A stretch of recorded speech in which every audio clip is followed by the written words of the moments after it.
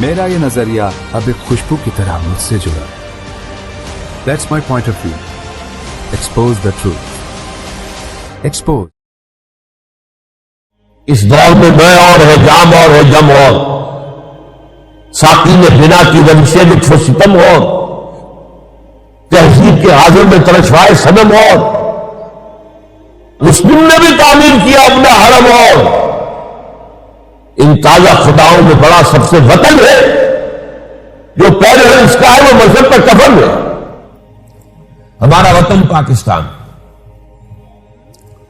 Doctor عیسی محمد صاحب نے تو فرمایا کہ اس کی بنیاد پڑ گئی تھی دور نبوت ہی میں. خود قائد اعظم نے ایک مرتبہ فرمایا تھا کہ پاکستان اسی وقت بن گیا تھا جب ہندوستان میں پہلے ہندو نے اسلام قبول کیا. عام طور پر تحریک پاکستان میں حضرت مجدد الفسانی رحمت اللہ کا کردار، پھر سر سید احمد خان کا کردار بیان کیا جاتا ہے. لیکن واقعہ یہ ہے کہ پاکستان کے وجود میں آنے میں سب سے بڑا کردار دو شخصیتوں کا ہے، علامہ اقبال اور قائد اعظم. جہاں تک علامہ اقبال کا تعلق ہے، وہ اس ملک کے مجوز بھی تھے، تجویز پیش کرنے والے، مبشر بھی تھے، بشارت دینے والے کہ یہ قائم ہوگا، اور مصور بھی تھے، اس کی نقشہ کشی کرنے والے کہ وہ کیسا اسلام، کیسا پاکستان ہونا چاہیے. جہاں تک قائد اعظم کا تعلق ہے، وہ معمار تھے، انہوں نے تعمیر کیا ہے.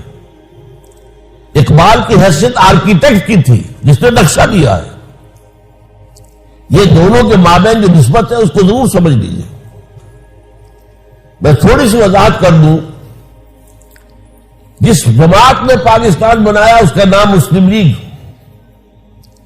وہ 1906 میں قائم ہوئی ہے ڈھاکہ میں. 24 برس تک نوٹ کر لیجئے، 1930 تک مسلم لیگ صرف اشرافیہ کا ایک کلب تھا. نواب محسن الملک، نواب اسماعیل خان، نواب زادہ لیاقت علی خان، یہ نوابوں، وڈیروں، بڑے لوگوں اور سرداروں کی جماعت تھی. عوامی جماعت سرے سے نہیں تھی. اور اس کا سارا مضمون کیا تھا کہ ہندوستان کی آزادی کے بعد ایسا نہ ہو کہ ہندو اکثریت مسلمان اقلیت کو دبا دے، ایکسپلائٹ کرے، اس کا استحصال کرے، اس کی تہذیب ختم کرے، یہاں تک کہ اس کا مذہب ختم کر دے. صرف یہ کہ اپنے آزادی کے بعد اپنے تشخص کا تحفظ اور اپنے حقوق کی حفاظت کے لیے کوشش ہو رہی تھی بس. اور اس کے ضمن میں اتنا بڑا رول پلے کیا ایک شخص نے جس کا نام تھا محمد علی جناح. میں اس وقت قائد اعظم نہیں کہہ رہا، جس وقت کی بات میں کر رہا ہوں اس وقت تک وہ قائد اعظم نہیں تھے، محمد علی جناح. اور نوٹ کر لیجئے، وہ سیکولر خیالات کے حامل تھے، وہ قوم پرست تھے، وہ ہندوستان کی وحدت کے قائل تھے، وہ ہندو مسلم اتحاد کے سب سے بڑے سفیر تھے. ہندوؤں نے انہیں خطاب دیا ہندو مسلم اتحاد کا سفیر. بہت بھرپور کوشش انہوں نے کی. اور یہ بھی نوٹ کیجئے 1906 میں وہ مسلم لیگ میں نہیں آئے، حالانکہ ہندوستان میں موجود تھے. دادا بھائی نوروجی جو پریزیڈنٹ تھا کانگریس کا، اس کے وہ سیکریٹری تھے. 1913 میں جا کر مسلم لیگ میں شامل ہوئے ہیں مولانا محمد علی جوہر کے کہنے پر. لیکن پھر بھی اپنی کانگریس کی رکنیت پھر بھی برقرار رکھی ہے، ڈوئل ممبرشپ، کانگریس کی بھی اور مسلم لیگ کی بھی. اور یہ سن 13 سے لے کر 30 تک اندازہ سمجھیے سرتوڑ کوشش کی ہے، سرتوڑ کوشش کی ہے کہ کسی طرح ہندو انصاف کی طرف آ جائیں، انصاف کی بات مانے، مسلمانوں کے حقوق جو ہے ان کو دینے کے لیے تیار ہو جائیں. لیکن ہوا کیا؟ اس کے بعد شدید مایوس ہو گئے ہندو سے. ہندو سے کوئی توقع نہیں ہے، یہ انصاف نہیں کرے گا، یہ تو برباد کر کے رہے گا، تباہ کر کے رہے گا مسلمانوں کو. اور اس کا یہ نتیجہ نکلا کہ انہوں نے سیاست کو خیر بات کہہ دی، انگلستان جا کر ایک کوٹھی خریدی اور اپنی لیگل پریکٹس شروع کر دی۔ آپ نے ایک نام سنا ہوگا، بہت بڑا نام ہے، ایس ایم اکرام، شیخ محمد اکرام۔ ان کی 3 کتابیں بڑی یوں سمجھیے کہ کلاسک کتابیں ہیں، آب کوثر، موج کوثر، روض کوثر۔ وہ ایس ایم اکرام اس وقت پڑھ رہے تھے انگلستان میں، آکسفورڈ میں۔ وہ چل کر آئے ہیں محمد علی جناح کے پاس لندن۔ انہوں نے کہا کہ آپ کیوں ہندوستان چھوڑ آئے؟ وہاں کے مسلمانوں کو تو آپ کی ضرورت ہے۔ یہ جملہ جو ہے محمد علی جناح کا، یہ تاریخی جملہ ہے، ہندوز آر انکورجیبل۔ ہندو میں نے دیکھ لیا، تجربہ کر لیا، میں نے 14 صدی کے تجربے کے بعد میں کہہ رہا ہوں کہ ہندو ناقابل اصلاح ہے، ہندوز آر انکورجیبل۔ اور مسلمانوں کا حال کیا ہے کہ ان کا بڑے سے بڑا لیڈر جو بات مجھ سے صبح کرتا ہے، شام تک گورنر کو یا کمشنر کو پہنچا دیتا ہے۔ تو ایسی قوم کی میں قیادت کیسے کروں؟ یہ میں نے چاہا کہ آپ مسلم لیگ کی تحریک کے 2 ادوار کو تقسیم کر لیجئے 1930 پر۔ 1930 میں اب مسلم لیگ کے افق پر خورشید تازہ کے مانند طلوع ہوئی شخصیت علامہ اقبال کی، جبکہ محمد علی جناح مایوس ہو کر جا کر لندن میں بیٹھ چکے تھے، سیاست سے بے دخل، سیاست سے ہاتھ دھو چکے۔ 1930 کا جو خطبہ تھا علامہ اقبال کا دہلی کا، ابھی آپ نے جو تذکرہ فرمایا، 30 دسمبر سن 1930 الہ آباد، نہرو فیملی کا گھر بلکہ گھر کہنا چاہیے۔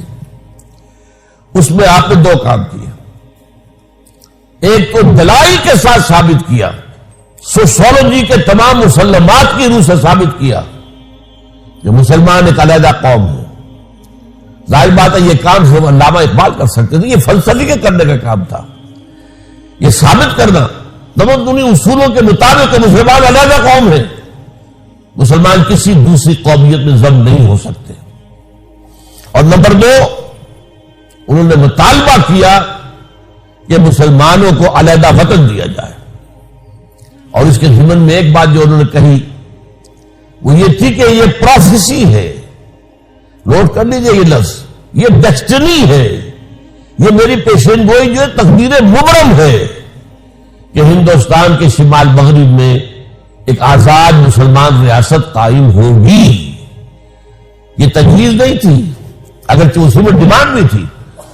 ایک ڈیمانڈ یہ تھی کہ جب تک انگریز یہاں ہے ان علاقوں کو ملا کر ایک صوبہ بنا دیا جائے، یہ پنجاب، سندھ، سرحد، بلوچستان کو ملا کر ایک صوبہ بنا دیا جائے، تاکہ مسلمانوں کے اندر یہ تھوڑی بہت نسلی لسانی جو فرق اور تفاوت ہے رفتہ رفتہ یہ ختم ہو جائے۔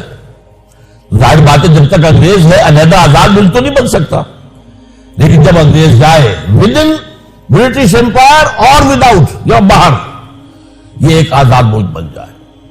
دوسری بات جو آپ نے کہی، دوسرا خواب جو آپ نے دیکھا وہ کیا تھا کہ اگر ہمیں یہ مل گیا پاکستان، ہمارا پاکستان کا لفظ استعمال نہیں کیا تھا، اگر علیحدہ ملک مل گیا تو ہمیں ایک موقع مل جائے گا کہ اسلام کے چہرے پر جو بدنما داغ اور دھبے آ گئے تھے دور امپیریلزم میں، دور شہنشاہیت میں، ذرا نوٹ کیجیے اس جملے کو سمجھنا ہوگا۔ پہلے اسلام کا ایک دور ہے حضور کا زمانہ اور خلافت راشدہ، اس دور کا اسلام کچھ اور تھا۔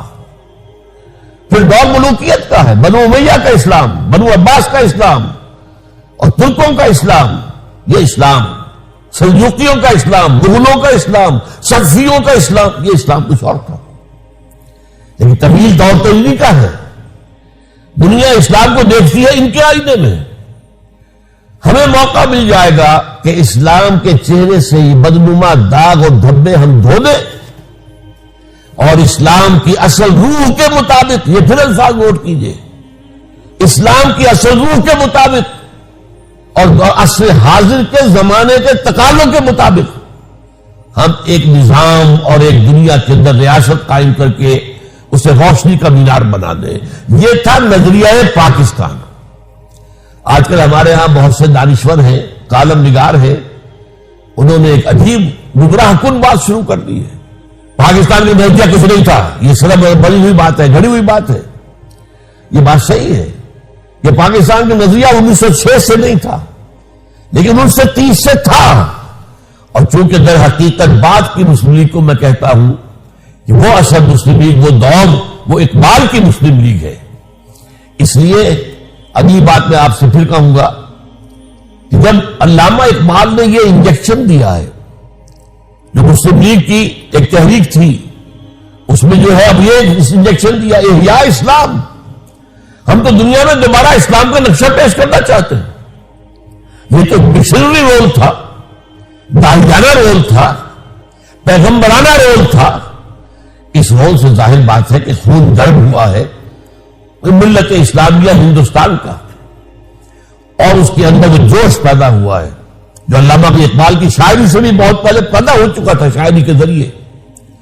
لیکن اب آپ علامہ اقبال گئے ہیں 1932 میں لندن، تیسری گول بیس کانفرنس. اس میں محمد علی جناح شریک نہیں تھے، لندن میں تھے لیکن چونکہ سیاست چھوڑ چکے تھے لہذا اس گول بیس کانفرنس میں نہیں تھے. علامہ اقبال گئے تھے. وہاں انہوں نے وہ جو خطبہ اقبال تھا اس کی جو ہے ریزوننس ہو چکی تھی. وہاں پر ونزے میکڈونلڈ اس وقت کا وزیر اعظم تھا انگلستان کا. اس نے یہ الفاظ کہے ہیں، تاریخی الفاظ: a poet has destroyed our dreams of united India. ایک شاعر، علامہ اقبال کی طرف اشارہ کر رہا ہے، ایک شاعر نے ہمارے جو خواب تھے کہ ہندوستان واحد رہے، متحد رہے، ہمارے سارے خواب پریشان کر دیے، توڑ پھوڑ کر رکھ دیے. یہ ونزے میکڈونلڈ کے اپنے الفاظ. اتنا زور تھا اس خطبہ الہ آباد کے اندر، اور اس سے وہ جو خروش مسلمانوں میں پیدا ہو گیا تھا کہ پرائم منسٹر آف برٹن یہ کہہ رہا ہے: a poet has destroyed our dreams of a united India. بہرحال اسی موقع پر حضرت علامہ اب محمد علی جناح سے ملاقات کرتے ہیں.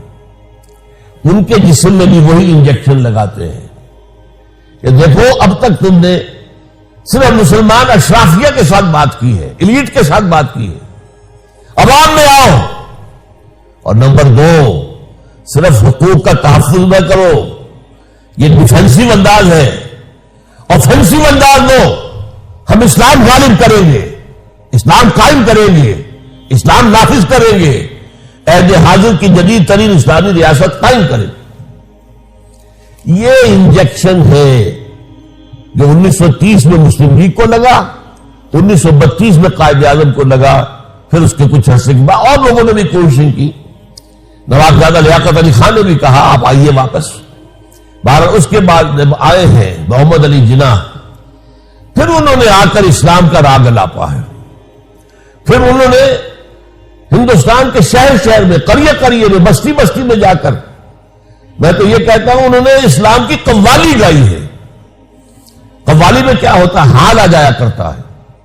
واقعہ یہ ہے کہ ہندوستان کے مسلمانوں کو حال آ گیا، تمام ہندوستان کے جمع ہو گئے مسلمان مسلم لیگ کے جھنڈے تلے، اور 1940 میں آ کر پاکستان کے ریزولوشن تلے سب.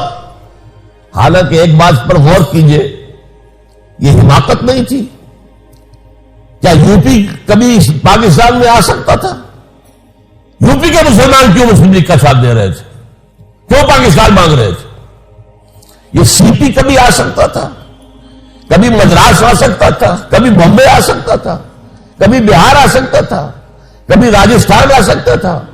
ہرگز نہیں. پھر یہ پاگل پن نہیں تھا. دلیل ڈال دو تو اسے پاگل پن کہا جائے گا. ابھی تمہیں کیا ہے؟ تمہیں تو پاکستان ملنے والا نہیں ہے. لیکن یہ میں اسی لیے کہہ رہا ہوں کہ جیسے قوالی میں حال آ جاتا ہے، حال میں جذبہ ہوتا ہے، عقل پیچھے رہ جاتی ہے، جذبہ ہوتا ہے جو گورن کر رہا ہوتا ہے.